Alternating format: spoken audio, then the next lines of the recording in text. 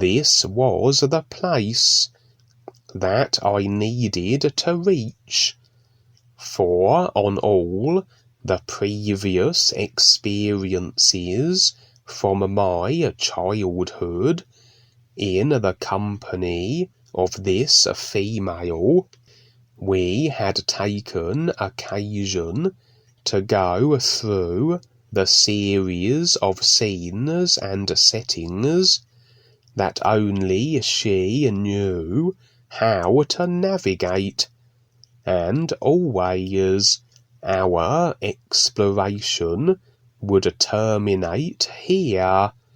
This is as far as she was willing to go, for it wasn't a matter of simply entering the stone doorway. You had to acquire some kind of magical artefact that would grant you a passage. Without the artifacts, you couldn't proceed. I'm uncertain as to why. It was just the way of it. Perhaps a barrier or something prevented you. A barrier that would be removed with the possession of the artifacts. The exact reason was never determined, but the reason the female never ventured into the stone doorway is because the acquisition of these artifacts was not an easy matter, and she always elected not to, content to remain in her part of this strange realm. She did, however, know where the artifacts were to be located, and would point to a kind of a portal that glowed and swirled in the jungle we were in, a few meters from our position and the stone entranceway. She seemed very pleased with herself, and looking a little mischievous, almost gleeful, to wait and see if we acquired the artifacts that would grant us entrance to the doorway or not. And so I led my intrepid group through the portal in search of these artifacts. We found ourselves in a broken stone temple of a kind. Its structure was more shrine and monument-like, very much exposed to the elements, as was its design. Large statues lay face down on the ground. Huge plinths lay scattered about, parts of it looking a little like Stonehenge, with its array of pillars. There were little stone stairs that led up to sections, and others that took you down to lower areas. It had a rather ancient Greek look about it. The artifacts were to be found in the central part of this temple, and seemingly accessible, were it not for an array of robot-like creatures, trundling all about the ruins. They reminded me a little of Daleks, those metallic pepperpot creatures from Doctor Who, for these were very rudimentary robots, lacking limbs, just metallic blocks with seeming mobility, and a cylindrical implement protruding from their bodies. The implement was a weapon of a kind, and it was as though the purpose of these robots was to defend the artifacts. And so we spent a time ducking, diving, and weaving through the robot defenders. They would trundle at us from every direction with alarming speed, though very cumbersome and a little clumsy, easily outmanoeuvred. They would blast at us with their weapons, but we easily avoided their fire, as they caused still further devastation to the temple.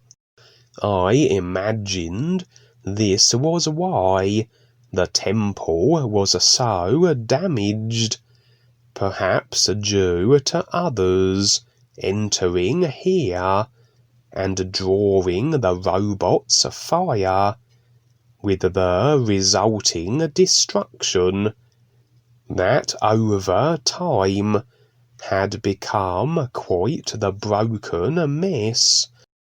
It would have once been quite the spectacular wonder to behold, I'm sure. One might almost have felt sorry for the robots, as they did their best, and indeed harming them was unnecessary. Avoiding them seemed the easier option. We found a kind of treasure chest, flipping the lid, and pulled forth the artifacts, which seemed to be headwear of a kind. We didn't exactly have time to study them. We each simply seized an item from the chest, a chest that seemed to have an unlimited quantity of them, as the robots skidded about in their attempts to stop us, bumping into and colliding with each other and into the various broken parts of the temple in their zest to want to thwart our artifact pilfering. Due to the design of the robots, the fact that the stone ground was scattered with obstruction, what with all the pillars and rock strewn about, this made it all the harder for the robots to eliminate any intruders, as all the debris presented as obstacles.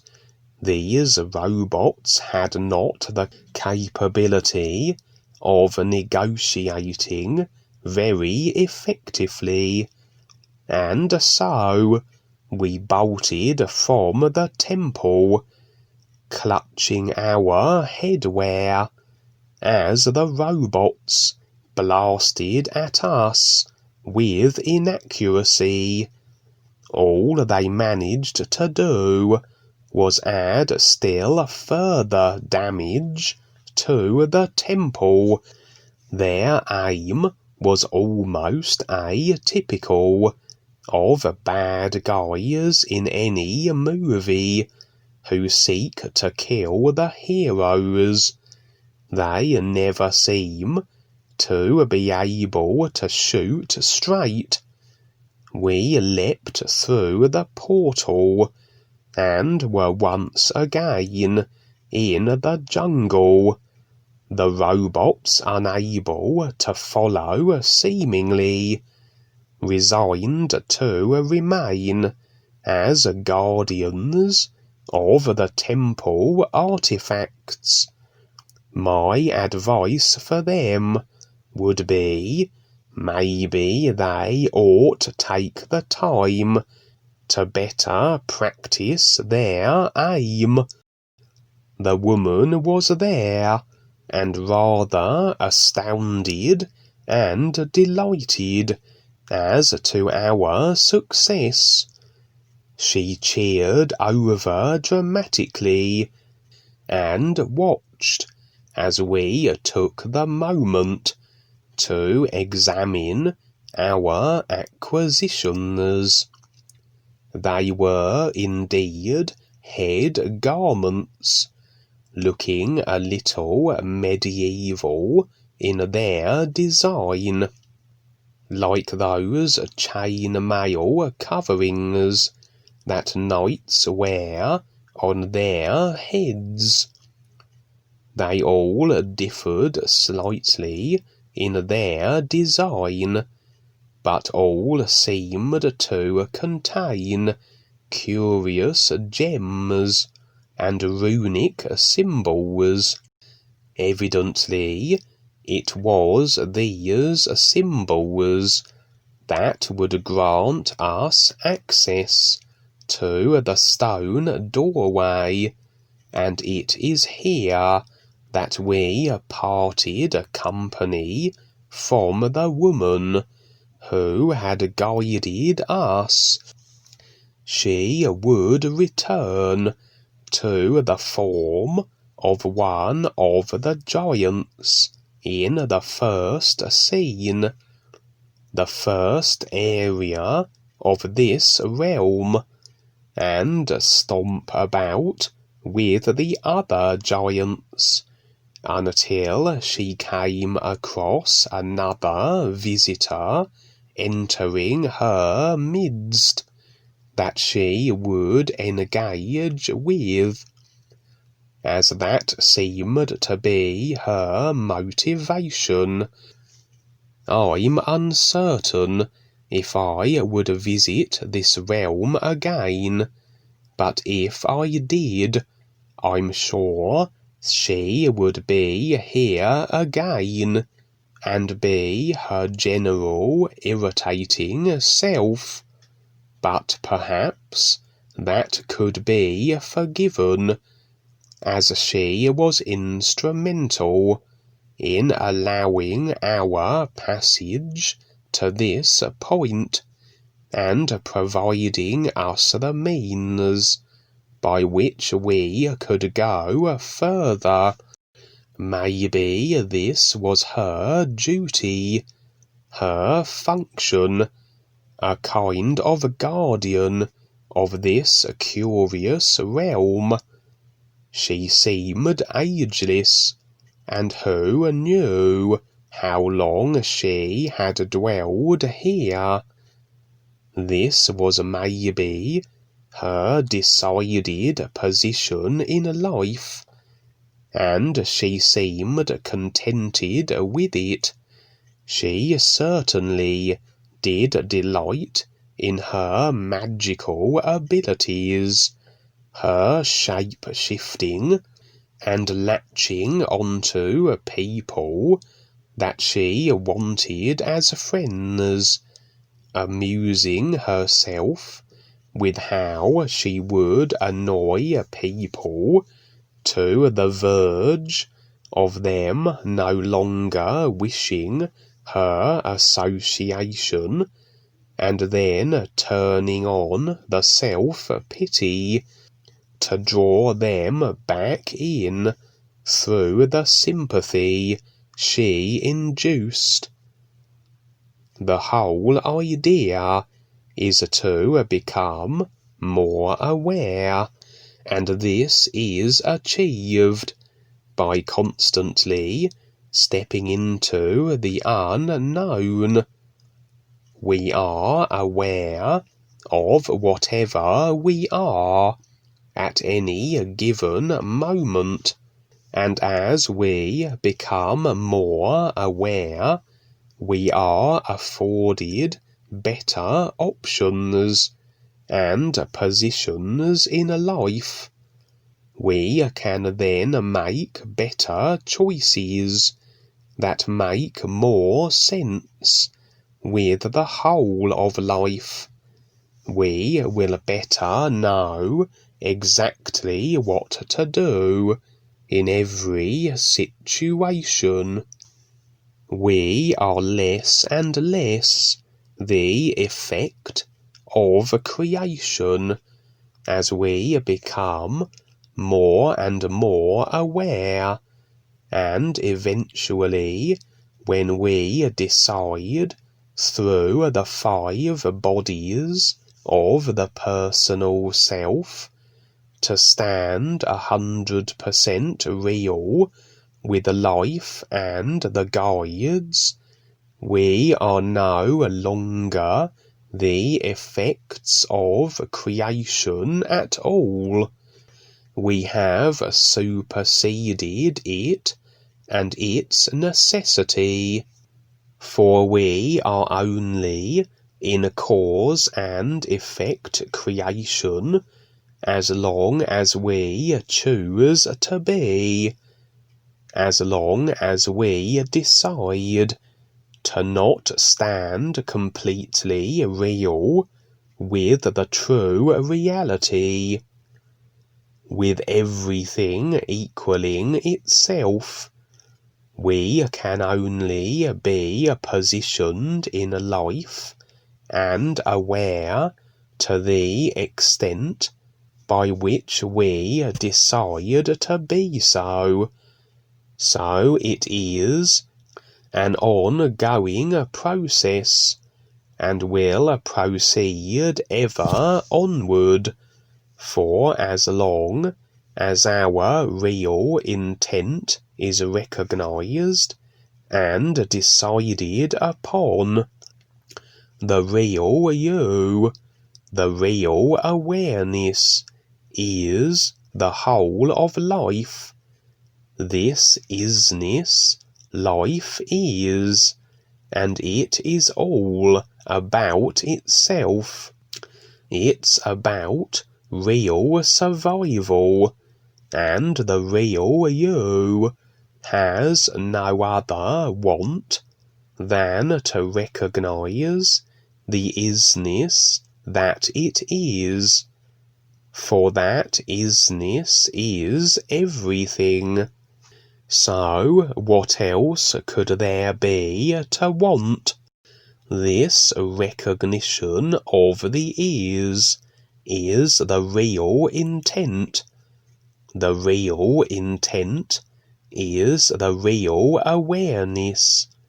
As the real awareness, the real you is all about being itself, and the continued recognition of the endlessness of the true reality of the is. At any moment, we can stop on our journey, and we will be aware of whatever we are. But there is always more to see, and more to be. We must earn our awareness by taking on the challenge of facing all of creation and the personal self. The more we continue this decided course, we decide to be real, and the guides are then there to assist and provide us with our awareness-enhancing demonstrations, giving us the opportunities to explore and partake in adventures that further facilitate our awareness. Life provides us with opportunities then to continually better position ourselves that further benefit our awareness and allow for the severing of routines, attachments, and agreements. It is a constant standing in and choosing to walk into the unknown. And wherever we are at any given moment in life is us standing in the reality of what we are currently aware of. To become more aware, we need to constantly open the doors of the unknown and decide to walk through them, and with our real intent and focus to do so, the guides can set up situations where we can always walk into the forever unknown, a course that inevitably will have us standing in recognition of the true beings of light we are now, but we have to agree and decide upon this. This whole experience then overall was an example of this, a place I had visited continuously as a child, but had only ever gone so far. My overall reality dictated by the limits I set on how aware I chose to be.